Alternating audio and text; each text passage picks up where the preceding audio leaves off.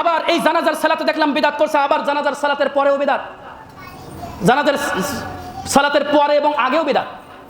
আগে কি সমস্ত রাজনৈতিক দলের নেতাকে দাওয়াত দেয়, ফোনে করে বলে যে এই মুখ মারা গেছে আসবেন, আসার পরে এবার রাজনৈতিক নেতারা মাইয়েতকে সামনে রেখে একের পর এক বক্তব্য দিতেই আসে। দেখা যাচ্ছে 30 মিনিট যায়, 40 মিনিট যায়, 50 মিনিট যায়, 1 ঘন্টা চলে যাচ্ছে। হচ্ছে না এরকম? কোথায় পেয়েছেন এটা? কোথায় পেয়েছেন এটা? যিনি ইমাম সাহেব তিনি একেবারেই সংক্ষেপে একটু কথা বলবে, একেবারেই সংক্ষেপে একটু কথা বলবে, কথা বলার পরে ওই মাইয়েতে কোনো ঋণ আছে কিনা, কোনো সমস্যা আছে কিনা এটা জানবে, জানাজার সালাত শুরু হয়ে যাবে। একের পর এক এবার নেতারা এবার দাওয়াত কি করো, ভাষণ দাও, এটা ভাষণ দেওয়ার জায়গা, এটা চলছে। 2 নম্বর হচ্ছে কি, জানাজার সালাতের পরে, জানাজার সালাত শেষ হয়ে যাওয়ার পর মাইয়েতকে যখন কবরে রেখে দেওয়া হচ্ছে, তখন কি বলছে? মিনহা খলাকনাকুম ওয়া ফিহা নুঈদুকুম ওয়া মিনহা নুখরিজুকুম তারাতান উখরা। কিভাবে তারা এই সূরা তোহার 55 নম্বর আয়াতটা ওখানে ফিট করলো, যেটা একটা জাল হাদিস থেকে এসেছে। কি হাদিস থেকে? যেটা মানুষের তৈরি করা একটা হাদিস, যে ওই কবরের ওইখানে কি করতে হবে, মিনহা খলাকনাকুম ওয়া ফিহা নুঈদুকুম ওয়া মিনহা নুখরিজুকুম তারাতান উখরা পড়তে হবে। যার কোনো ভিত্তি পবিত্র কোরআন এবং সহিহ হাদিস, হাসান হাদিস, জয়ীফ হাদিসও নেই, কিসে আছে? জাল হাদিসে এসেছে। সেই জাল হাদিসকে তারা আমল করতেছে।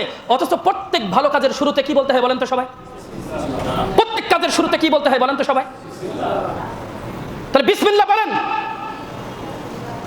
সম্ভবত 50 থেকে 60 খণ্ডে কুয়েত থেকে বড় বড় আলেম উলামারা বসে এইটাই নিয়ে এসেছে যে ওখানে কি করতে হবে, বিসমিল্লাহ বলতে হবে। শুধু তাই নয়, এটা তো আমরা জানি আম হাদিস, যে সমস্ত কাজের শুরুতে, ভালো কাজের শুরুতে কি বলতে হয়।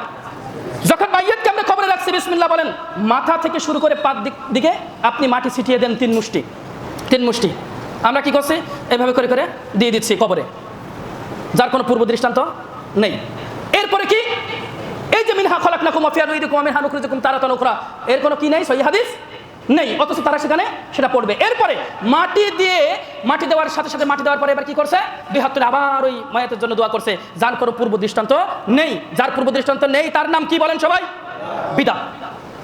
এর কোনো পূর্ব দৃষ্টান্ত নেই, বরং আছে কি, তোমরা তোমাদের ভাইয়ের জন্য কি করো, দোয়া করো, আল্লাহুম্মা গফির লাহু ওয়া সাব্বিতহু, যে তার কি জন্য দোয়া করো, তার ক্ষমার জন্য, এবং তিনি যেন কবরের দিল থেকে প্রশ্নের জবাব দিতে পারে, উত্তর দিতে পারে।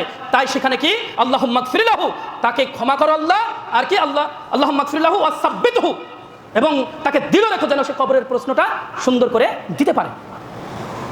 এই দোয়া পড়বে, কিন্তু ওরা কি করছে, আল্লাহুম্মা আমিন শুরু করে দিয়েছে। তাহলে সালাতে বিদআত, দোয়াতেও বিদআত। সেনাবাহিনী প্রধান বলাই, তোমাদের ঘরে আগুন লেগেছে না? তোমাদের ঘরে আগুন লেগেছে আজীবন। আহলুল হাদিসরা বলে সালাতের ভিতরে এই বিদআত করো না, দুআতে এই বিদআত করো না। কিন্তু আপনারা সারা জীবন আমরা দেখে এসেছি যে আমাদেরকে আপনারা বলে আসছেন, আহলুল হাদিস আলেম ওলামাদেরকে বলে আসছেন কি, ওরা ইহুদিদের দালাল, ওরা খ্রিস্টানের এজেন্ট, ওরা ফিতনাবাজ, এভাবে করে বলে আসছেন। তাহলে পবিত্র কোরআন এবং সহিহ হাদিস মানলে যদি ফিতনাবাজ হয়, ওরকম ফিতনাবাজ একবার নয়, 2 বার নয়, 1000 বার হতে রাজি আছি। কিন্তু একটা সুন্নাতের জন্য 10 বার, 20 বার, 100 বার যদি ফাঁসের কাজটা যদি ঝুলতে হয়, ঝুলতে রাজি আছি। কিন্তু ওই বিদআত করতে রাজি নাই, একটা সুন্নাতকে ছেড়ে। অবশ্যই আমাকে কি করতে হবে, সুন্নাতের পাবন্দী হতে হবে, সুন্নাতের দিকে ধাবিত হতে হবে। সুন্নাতের যারা বিপরীতে কথা বলে, সুন্নাহ মানলে যাদের গায়ে আগুন লাগে, সুন্নাহ দেখলে যারা বিরোধিতা করার যাদের প্রয়াস জাগে, তাদের সম্পর্কে একটি হাদিসই যথেষ্ট।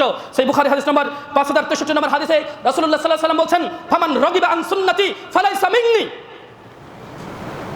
ফামান রাগিবা আন সুন্নতি ফালাইসা মিন্নি, যে ব্যক্তি আমার সুন্নাহ থেকে মুখ ফিরিয়ে নিল, সে আমার অন্তর্ভুক্ত। এর চেয়ে স্পষ্ট হাদিস আর কি হতে পারে? বিদআতের কথা বলে গায়ে আগুন লাগে। বিদআত কি জানো? বিদআত হলো এক কথাই রাসূল সাল্লাল্লাহু আলাইহি সাল্লাম করেননি, বলেননি, সাহাবা একরাম থেকে তার কোনো প্রমাণ নেই, এমন কিছু সমাজে নতুন তৈরি করে। তাহলে তুমি কি করলে? তুমি যখন রাসূল সাল্লাল্লাহু আলাইহি সাল্লাম থেকে প্রমাণ না পেয়েও তুমি যখন নতুন আমল তৈরি করলে, তুমি তখন রাসূল সাল্লাল্লাহু আলাইহি সাল্লামকে কি করলে? অপমান করলে। তুমি কি করলে? রাসূল সাল্লাল্লাহু আলাইহি সাল্লামকে অপমান করলে। তোমরা বুঝাতে চাচ্ছ যে রাসূল সাল্লাল্লাহু আলাইহি সাল্লাম কিছু বুঝতেন না।